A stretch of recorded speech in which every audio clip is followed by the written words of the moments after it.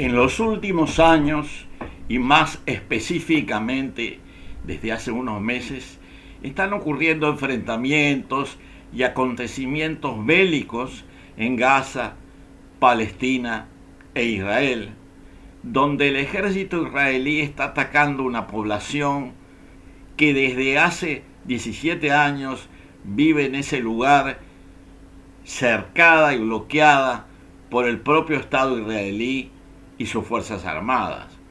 Mucha gente de muchas orientaciones políticas y credos religiosos han condenado esta sucesión de ataques violentos que produjeron unos 30.000 muertos civiles o más.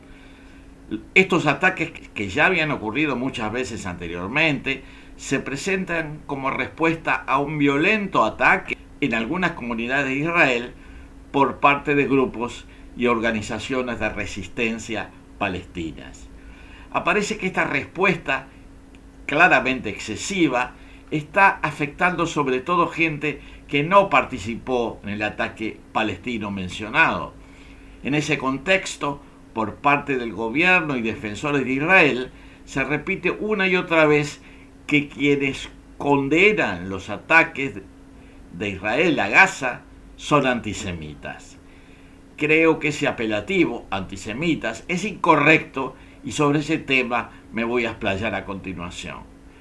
El adjetivo semita es un vocablo, es un adjetivo y apelativo que hace referencia a los pueblos citados en la Biblia como descendientes de Sem, que según la genealogía religiosa era primogénito del patriarca Noé de la tradición bíblica.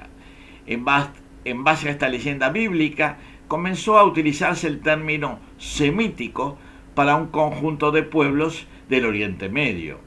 El vocablo fue propuesto inicialmente por August Lewis en el trabajo Repertorium de 1781 para referirse a las lenguas emparentadas con el hebreo. En la Enciclopedia Católica consta que ya en 1807 la palabra semita se había adoptado como término étnico. Por extensión, semita se empezó a utilizar también para designar a los pueblos hablantes de las lenguas semíticas y sus realizaciones culturales. En ese sentido, en lingüística y etnología, el término semita se utilizó para referirse a una familia lingüística de origen predominantemente del Medio Oriente, ahora llamada lenguas semíticas. Debemos decir que hay acuerdo general entre los académicos que no se debe aplicar el término semita con un sentido étnico, sino simplemente como un apelativo lingüístico. En ese sentido podemos decir que esta familia lingüística incluye las formas antiguas y modernas de muchos idiomas. Las lenguas con raíces semíticas, con numerosos hablantes, incluyen sobre todo el árabe, que lo hablan 370 millones de personas en más de 15 países, el hebreo, que lo hablan 15 millones de personas, de los cuales unos 10 millones en Israel y Palestina, el amárico en Etiopía con 21 millones de hablantes y el tigriño, también en Etiopía, con 9 millones. También se hablan lenguas semíticas en el sureste de la península de Arabia y en la isla de Socotora. El idioma se llama Mehri y lo hablan en la actualidad unas 120.000 personas. El arameo, que históricamente se hablaba en toda la región de Siria, Líbano, Palestina y norte de Irak, que antiguamente se llamaba asirio, todavía se habla como lengua ceremonial religiosa entre los cristianos de la iglesia siriaca y finalmente el maltés, que lo hablan 200.000 personas en la isla de Malta. Muchos idiomas semíticos que se hablaron históricamente se han extinguido. Entre ellos se cuenta el fenicio de la región actual del Líbano, el púnico de la antigua Cartago, en Túnez actual, el amonita de la zona que ocupa el reino de Jordania actual. Se hace notar que la capital de Jordania se llama Amán, precisamente con ese origen etimológico, y varias lenguas extintas del sur de Arabia, como el sabeo y el catabanita. En una región como el Medio Oriente, con una larguísima historia de sucesivos países, estados, reinos o imperios, hay muchos idiomas y dialectos que sería muy largo de enumerar.